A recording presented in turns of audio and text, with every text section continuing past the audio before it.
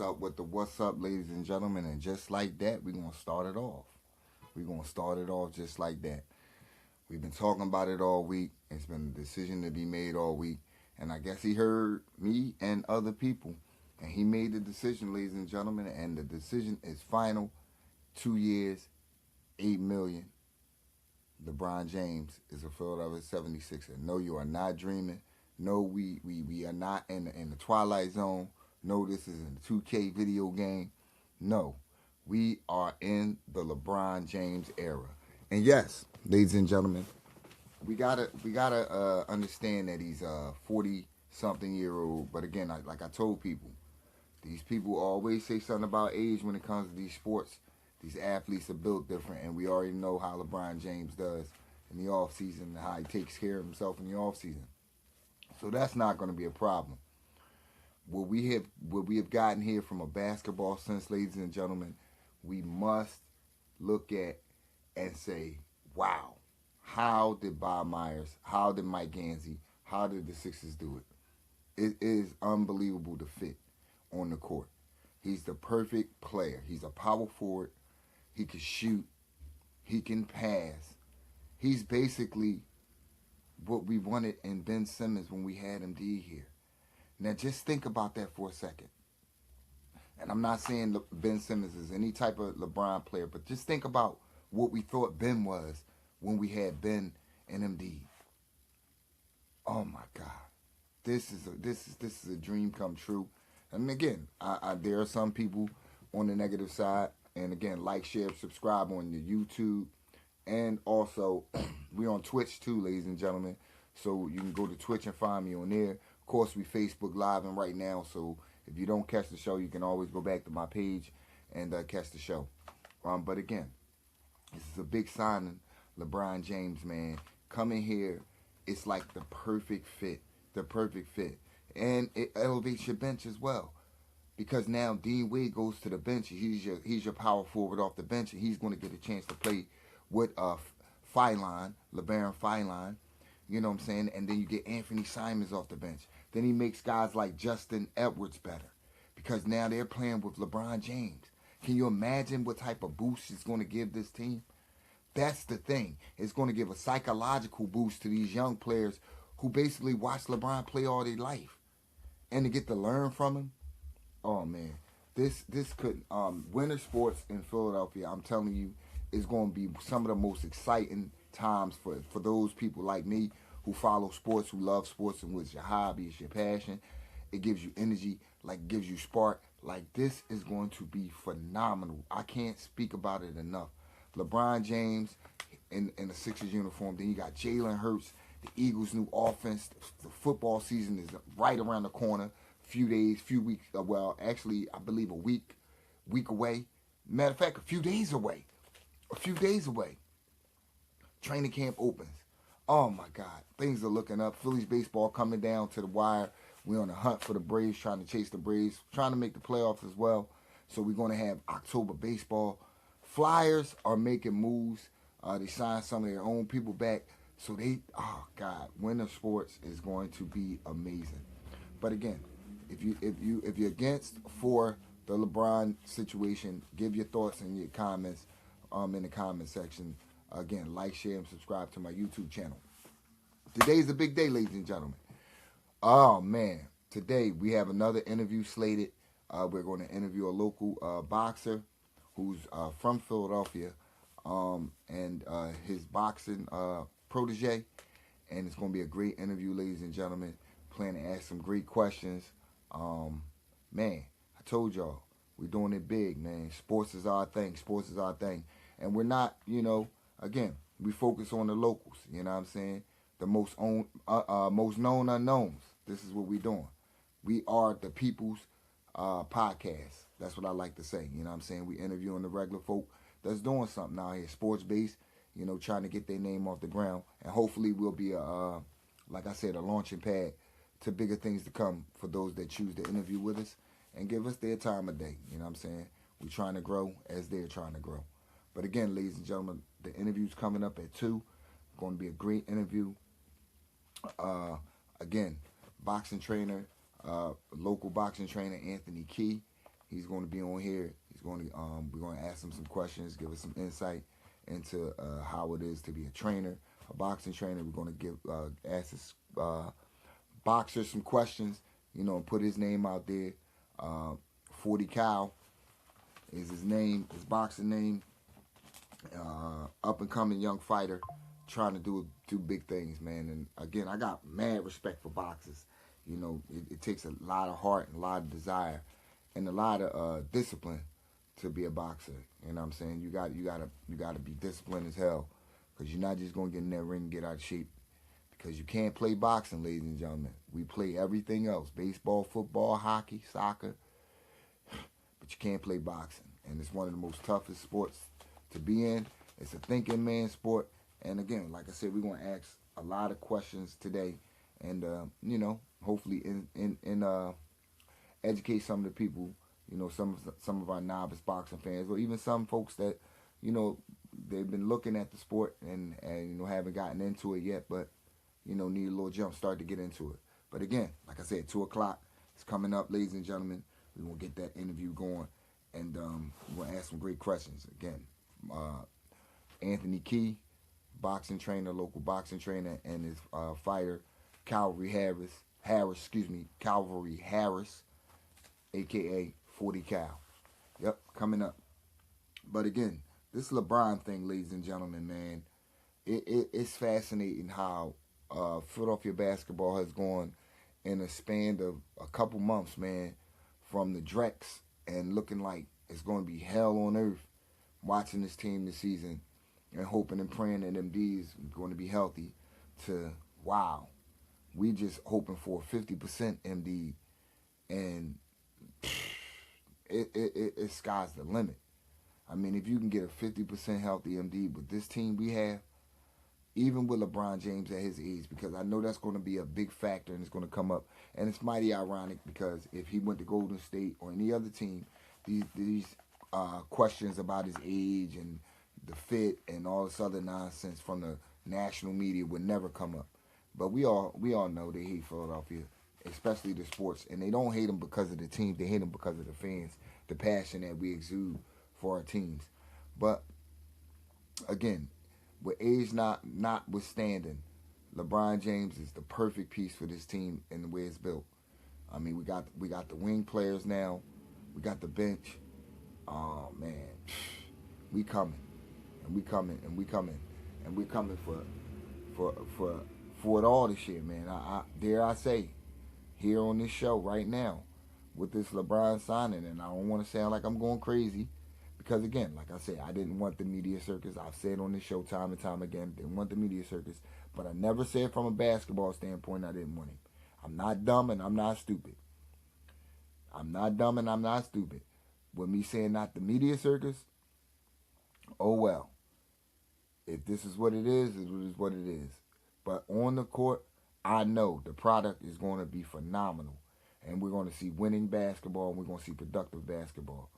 So, I'm all the other intangibles that comes with it, so be it. So be it. And again, like I said, people act like Philadelphia is such a dreadful place to live, like in the surrounding areas, which is crazy to me. Like, oh, I hear some people saying, oh, where is he going to live? Like, why is he coming to Philly? Where are you going to live? It's a northeastern state. Like, I don't understand these people. I don't. When you have athletes that come here and they don't leave, even those that live in other cities, they always find their way back to Philadelphia. Whether the media knows they're here or not, trust me, they're here. They are here. Once you make a connection in this city, it's like no other. And I don't care what nobody says. And I got partners that live in other places, and they've come here during their military time, and some of them still can't wait to get back here to fellowship and partake in some of this debauchery, as I say. But again, it's a great fit. It's a great day for Sixers fans, man. We are on our way. I'm telling you right now, people.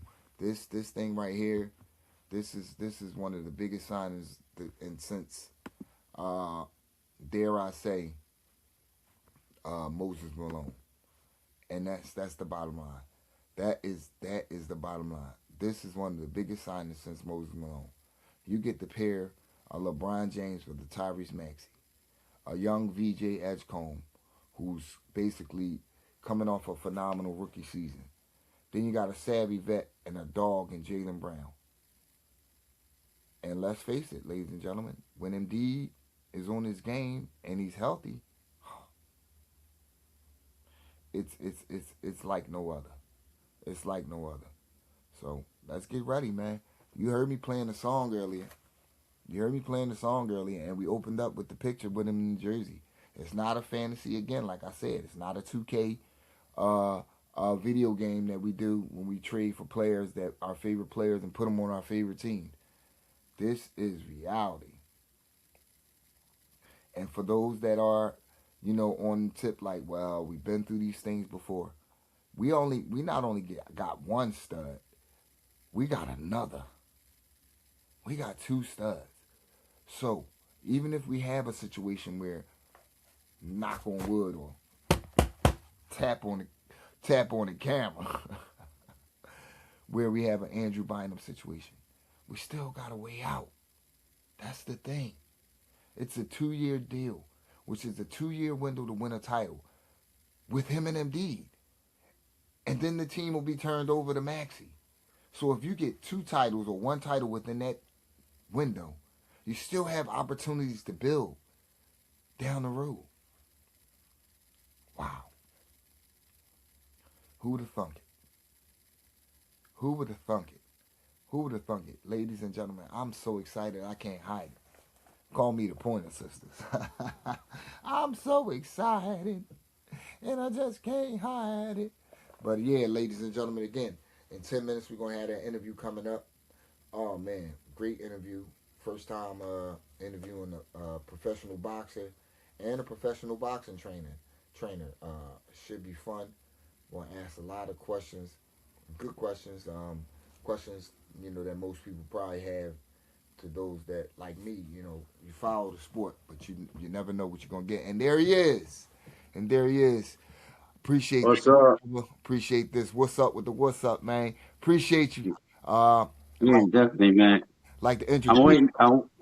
Waiting on my fighter to come on. Oh, no doubt, no doubt. Just gonna get right into it, man. And while I got you right here, I appreciate you for joining the show. I'm gonna let the world know, man. This is a local boxing trainer, man, and otherwise great man in my eyes, Anthony Key. Um, Been doing this thing for a minute now, and we're happy to have you on the show. Uh, Happy to be on. I appreciate you, man. I'm gonna get right into these questions, man. What piqued your interest in boxing? Going back to from before your training days. What got you into the sport? What got me into the sport was I was really into football when I first began. Young. I always wanted to be a Tony Dorsett. So, that was my man back in the day. I looked up to, but I was always small. So,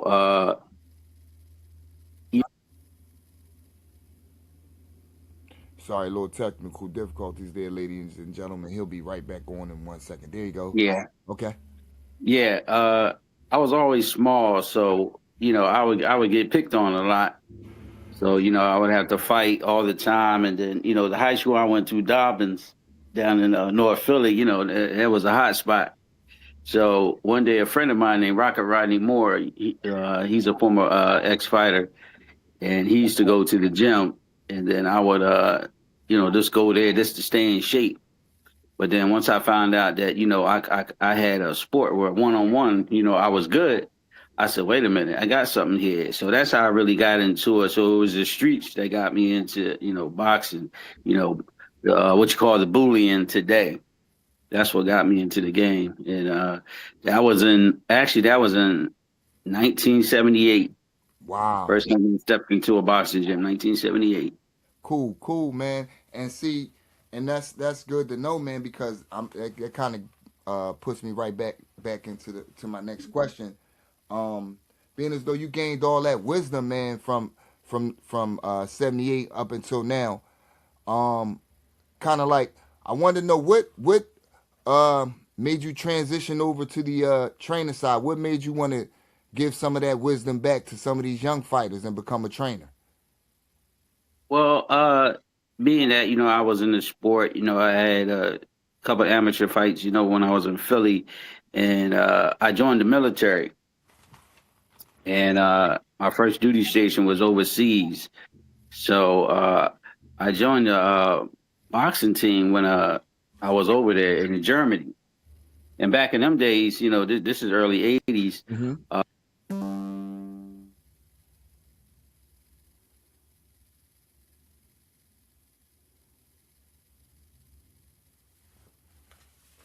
Yeah, ladies and gentlemen, we're gonna finish the question. He'll be right back up in a second. But yeah, as you can see, ladies and gentlemen, we doing it big. We interviewing. You know what I'm saying? Oh, I'm back. Yeah. Go. Did you get that? Yeah, I got lost for a minute. Sorry about that. Off where you left off. Yeah. So I left off with, fighting overseas. I got a good chance, to compete international. But what I didn't realize, what I was learning, because they had a pro style over there. So I had maybe about 40 fights international. So when I came back to the United States, I was seeing boxing differently. You know what I mean? Because they were more into fundamentals over there. Everything was about fundamentals. So when I got here, everything was flashy. We had like cuties and guys that want to be like Mayweather. So uh, I didn't continue to compete anymore because I got older. Then my duties got bigger. So I decided to join the Army team as a fitness instructor. So once I did that, that's how I got into conditioning as a conditioning coach. And then from there, I just figured, hey, you know what? I just going to become a trainer. You know what I mean? I didn't have any aspirations of going pro because I knew I wasn't going to commit myself like that. And you know yourself, being from Philly, I would talk to a lot of ex-fighters, man, and it sounded like they had marbles in their mouth. And I was like, no, I don't think I want to do that. So I just never turned it over. So I figured I'd be a better trainer than I would be a fighter. And that's how I got into training. Once I got out the military, I pursued it ever since. Cool, cool. So what was that? What was that experience like, man, being in the corner for the first time, actually training your fighter in a actual boxing match? I mean, for me, it was exciting because I was always passionate about it, and it was something that I wanted to do. And I was never the nervous type in the corner, so I embraced that.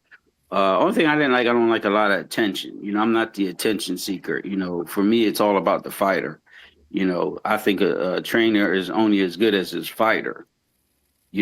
Some trainers think it's about them, but they got to remember they're not the one getting punched in the face.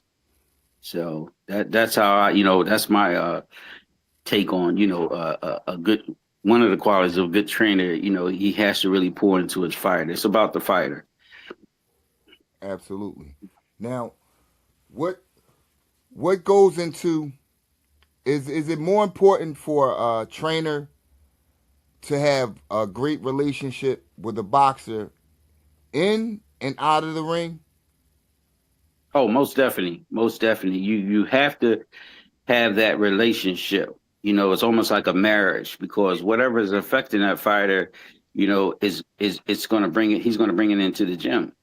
Then it's going to affect your ability to train him because if he's not there mentally and physically, then it's going to show up in the training, and if it shows up in the training, it's going to transition into the ring.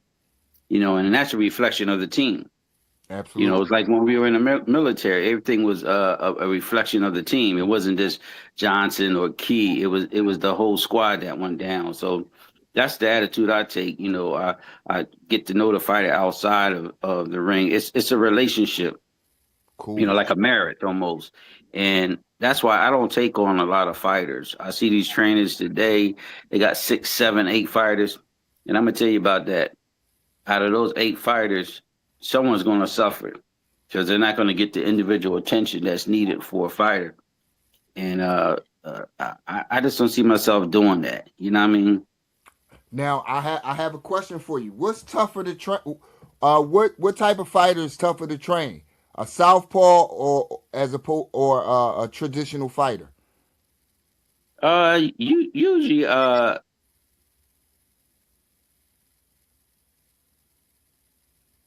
And again, ladies and gentlemen, excuse the technical difficulties, but he will be back. And I'm hoping you guys are enjoying the interview, man. yeah, Yeah. definitely. Sorry about that. No, no problem, no problem. Yeah, We raw, we yeah, real, baby. This how I come to 'em. yeah. Ain't about Okay. tune in. You gonna get your knowledge. Go ahead. I'm gonna let you finish. Yeah, I'm yeah. sorry. But I think most people would say southpaws because the lead hand is different. And if you used to working so much with this regular orthodox, it sometimes takes time to get used to. But I don't have no problem with either. Because fundamentals is fundamentals. And like pad work. A lot of people are into the pad work. You see the guys doing that. That I call it the matrix. Where they just pep. Like Mayweather does. Okay. And I'm not into that. I'm into the fundamentals, of the pad work. There's pad drills. Now you can do it as a drill if you're trying to do some cardio, but you know, that stuff. Come on, that's the stuff for the trainer to look good, and let me see the fighter do that in the ring. Now, if you don't mind me asking, can you tell the people how long you've been actually at this? Uh, Shoot, that's from '78 to now. What's that like? 48 years almost. 48 years of boxing experience, man. Now, Yeah. I had to ask that first because I wonder, you saw a lot of boxing throughout those years and have been Oh around yeah. the sport. Mhm. What, how do you feel about the state of boxing in this day and age? Do you feel like um it was better? Because we get this question all the time on the streets and everywhere, in barbershops all around. The Right. boxing of yesteryear, where fighters took on the challenge of any and every any and all comers. How do you feel about the state of boxing in this day and age, where it's more about legacy and belts? That's just my Yeah.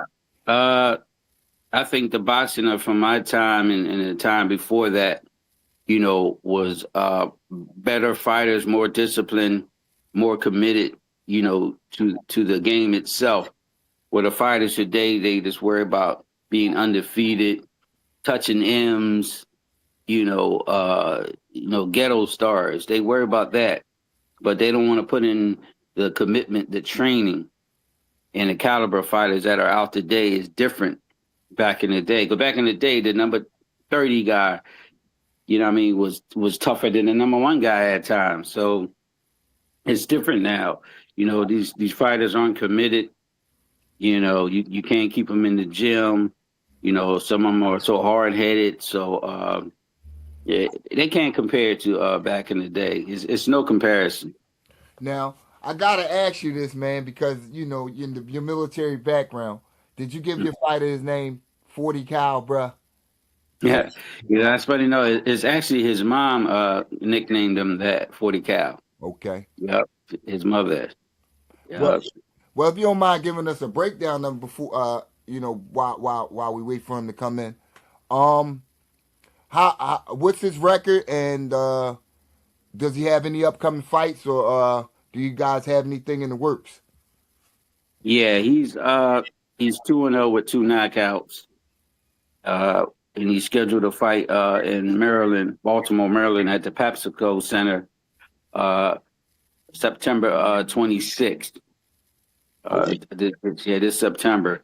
So he's a real prospect, but he just didn't have that that big amateur background, and I don't always agree with that because if you can fight, you can fight.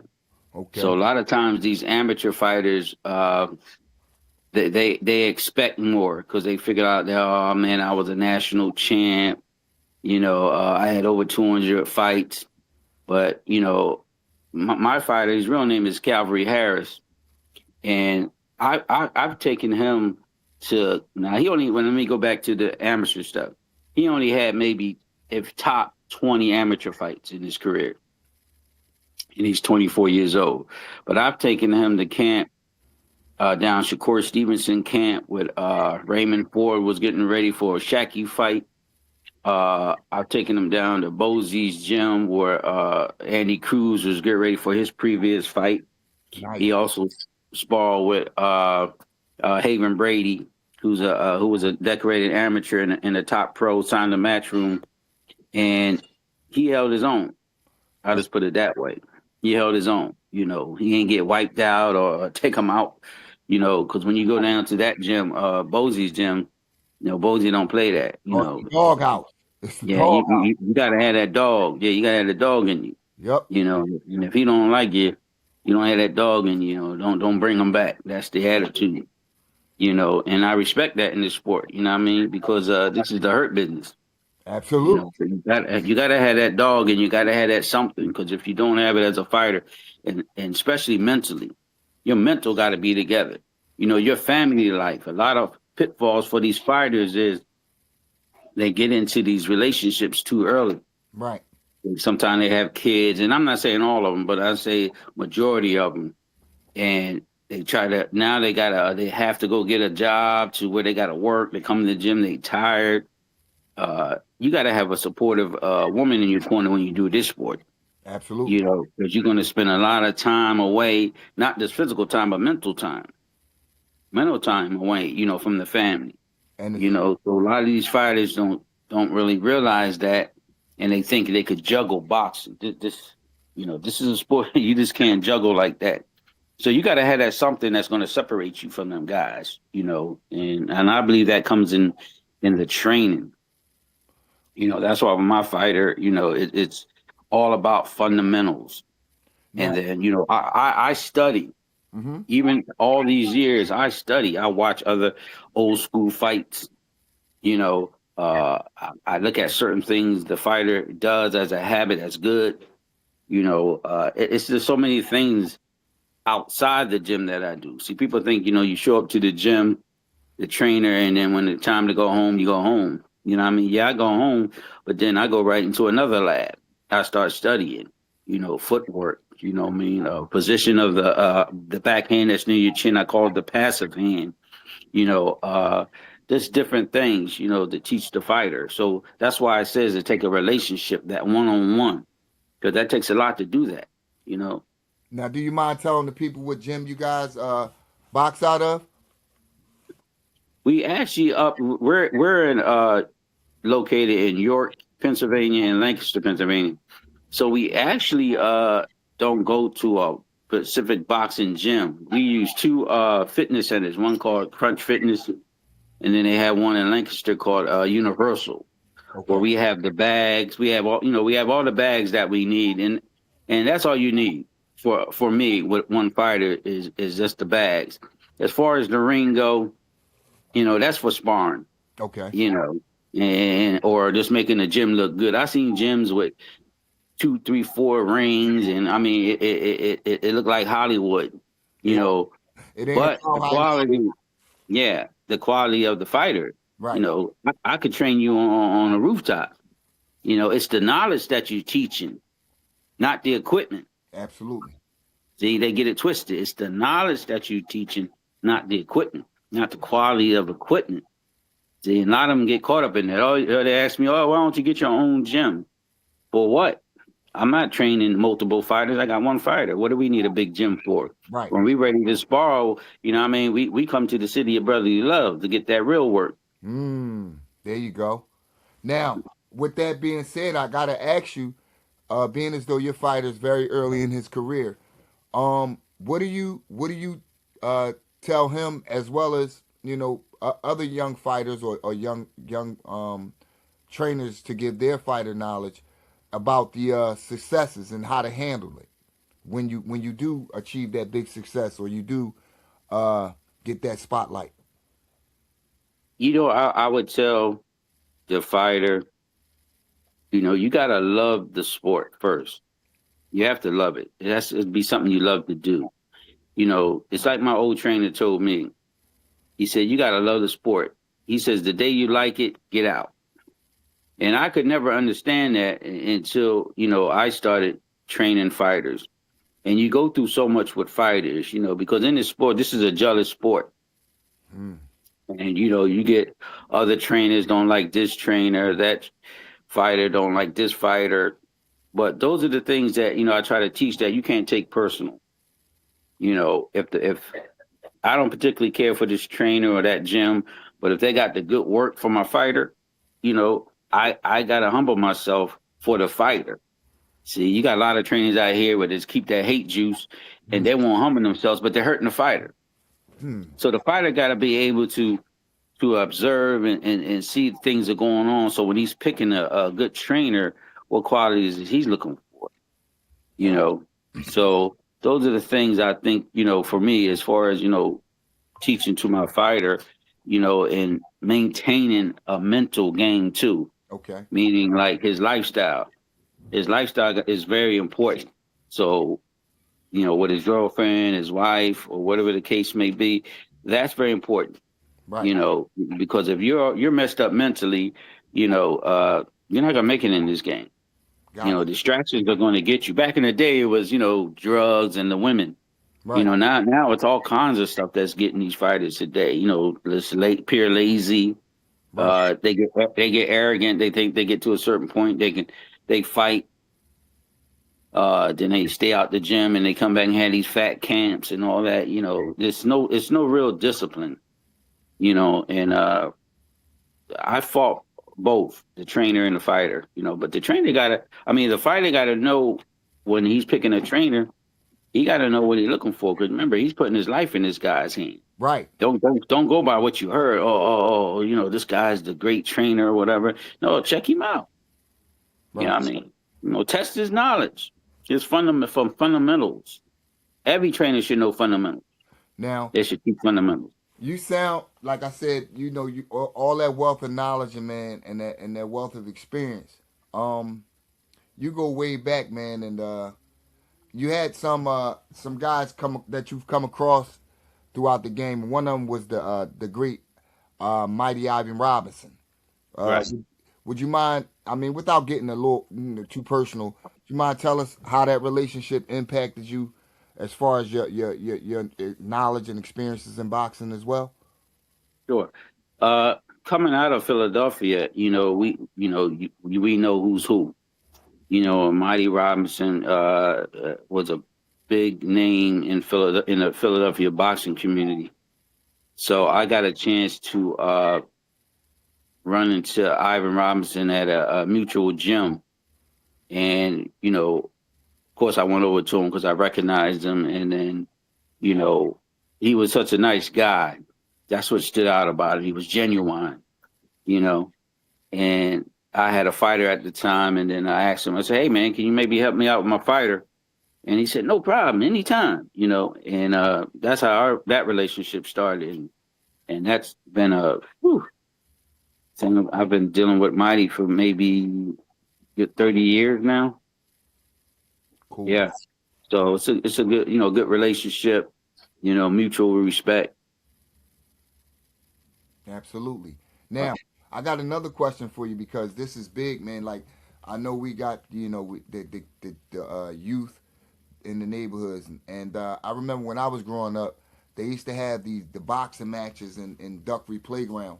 Hmm. Before they started introducing the basketball games, and unfortunately it stopped because it's a violent situation. Do you think that we could probably not so much outside? Do you think that could probably come back, like where we could have like boxing programs, not so much the underground, but where it could be like mainstream for the youth, like they have these football programs and basketball AAUs and baseball? Like, you think that could come back to the community, especially in Philadelphia? That one, I'm not too sure because of the lifestyles today of this generation, what they call Gen Z. Hmm. What's different when we were coming up, you and I, we had the Power League, the Police Athletic League. So everybody that basically boxed out of a rec center. You know, you had Champs Gym. Uh, Man, I'm going back now. Yes, yes. Uh, Take us back. yeah, That's you got ABC. it. You got Cool. ABC Gym. That was part of POW. You know, you had the Martin Luther King Rec Center. That was part Hmm. of POW. You know, Lonnie Young Rec Center in East Germantown. That was part of POW. You know, you had back in the day it was called Rizzo POW. I Okay. don't know what they call it now. That was in like Frankfurt. So you had a lot of POW gyms, you know, that was run by the city. Okay. You know, so when we went, we didn't have to pay a fee, a monthly fee, or anything like that. You know, you had men who volunteered. Either they were ex-fighters or guys who were just passionate about boxing. They volunteered their time. It's different today because the Gen Z, you know, what goes on the street with the young boys. So these young boys are coming in more for survival.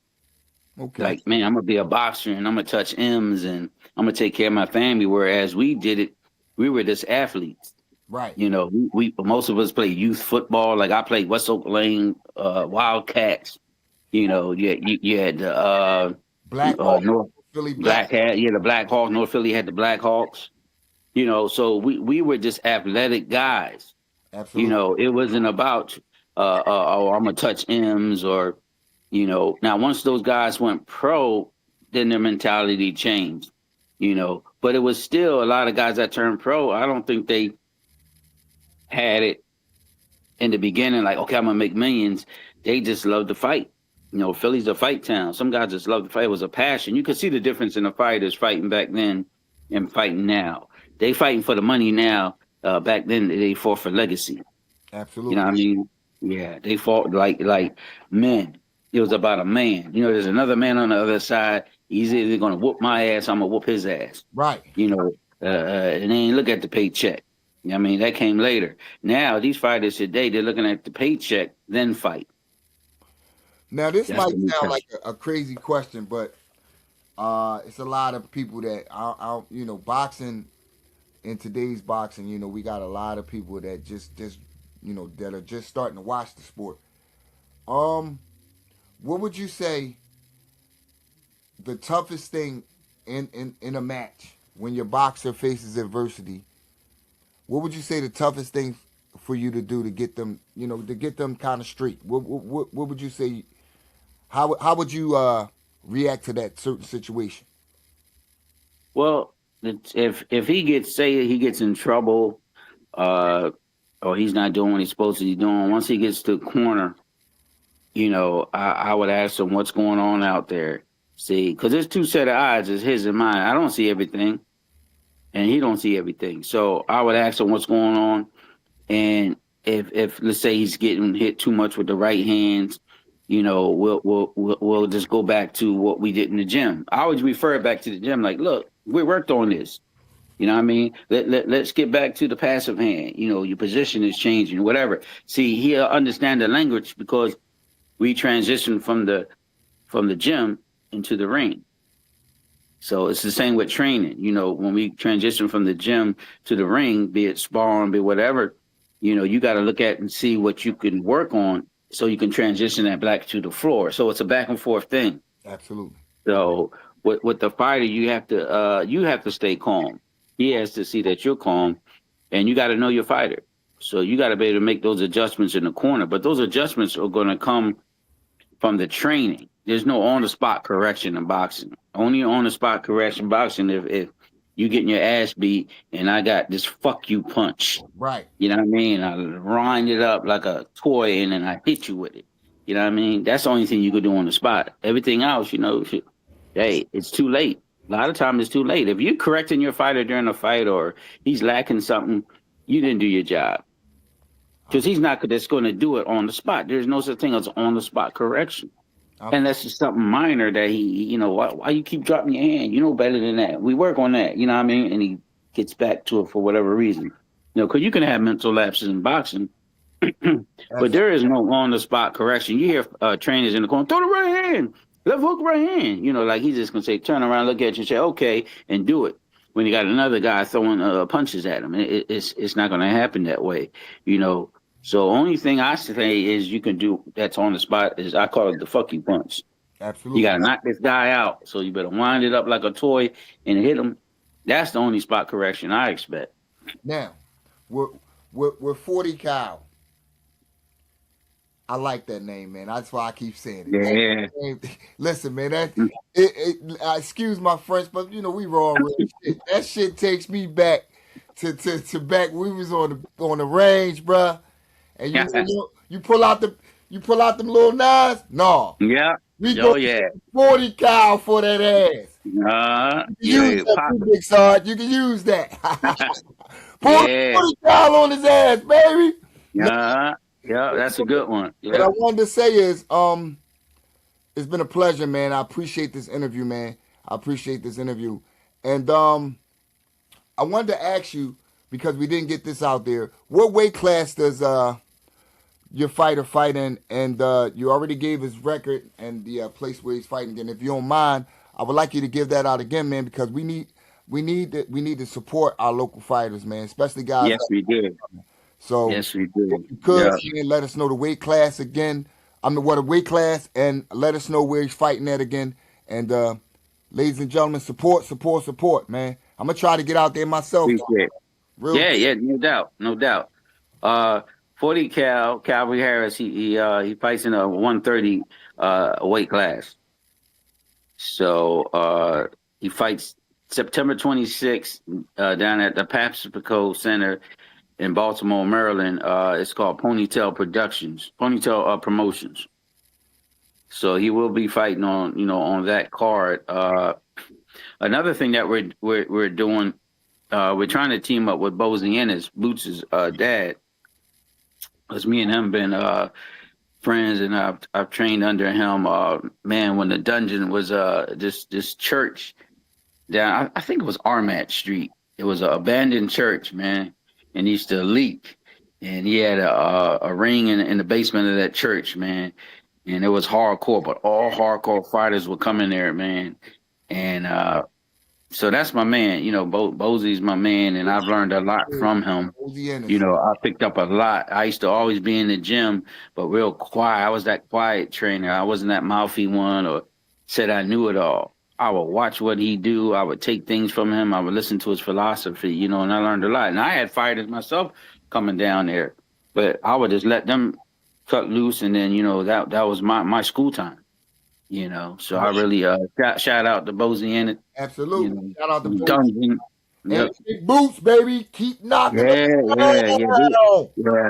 Boots is phenomenal, man. Oh man. Watching him as a kid and to evolve into the fighter that he is, it's amazing. And Boots is a really a quiet guy like myself. Like we might have had a few conversations because I was the respectful type. I didn't want to like, hey, what's up, Boots, and so I'll shake his hand, whatever. But it's amazing to see him you know, at the level that he's at. But he reminds me of the Sugar Ray Leonard era.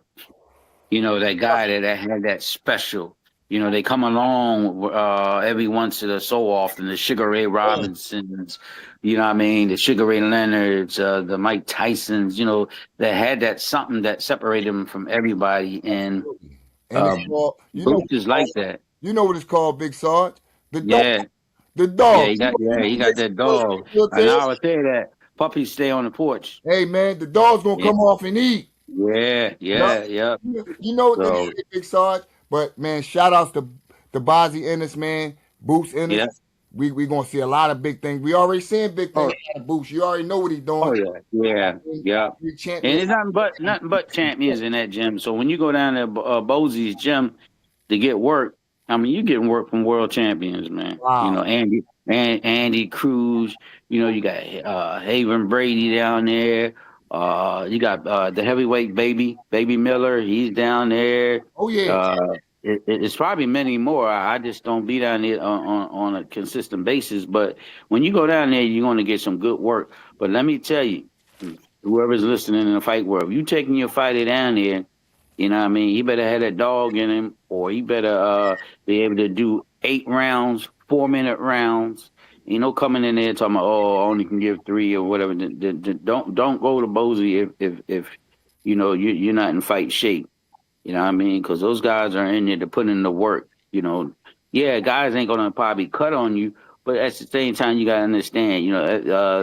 everybody's in there is trying to eat. Absolutely. So it's just like when you go to work, I don't tell you, you know what, I need you to work. Back off. Don't work so hard. You No, know. you want that. You No, want that full you eight. want to eat. You Yes, want to sir. eat. So then you got to understand that. So that's what a dog that got to come in you. You got to have that in you. Now I'm not saying you go in there like back in the day and have the ring wars. Right. You know what I mean? But But if another man, I've been taught for man, if somebody hits you, you hit him back. That's all it is. You simple as know. that. And with that Yeah. being said, Big Sarge, I appreciate your time. We'll get Appreciate you. we'll get Cavalry Harris on Yeah. next time. Yeah. We get him on the next one. Yeah. It's all good, man. And we wish him the best. We can't wait to talk to him again. He's 2-0. You already heard the information about the fight coming up, ladies. Yeah. He's going to be something to reckon with, man. I'm telling you, man. This one. Yeah. I work with many fighters. You know, especially in you know Philly in this area. But you know, uh, I've been be honest, I've been unappreciated, but I'm okay with that because you know when once you get that one, that's when you have the ability to say, okay, let me show you through this one. You know what I mean? The combination of being a good teacher Absolutely. and a combination of having a good fighter. Sorry about that. Yeah, and that's gonna show right there. You know what I mean? So I don't get into all that because that happens in this game. It's different nowadays. The trainers back then, you know, we all got along to a certain degree because it was about our fighter. Right. Nowadays, it's about the trainer. You know, this trainer don't like that trainer, so I'm not going to take my fighter over to his gym, and vice versa. And you're only hurting the fighter because And, remember, in the end, they're the ones getting punched in the face. and nobody gets better. But like I Yep, said, man, with that being said, we gonna be the fuse that spark the flame, baby. I'm telling you, that's right. you're gonna get your That's props. right. You're gonna get your Yep, props, for and you're sure, for not gonna get sure. Yeah. one fight at a time. We appreciate your time, Big No Sarge. problem. Appreciate Anytime. you so much. Good luck to Calvary Harris. Oh 40 yeah, count. Look out for that name. that's Appreciate you. right. Y'all know my Appreciate you too. love on somebody that loves on you. Holla at your boy. Peace. Peace. Peace.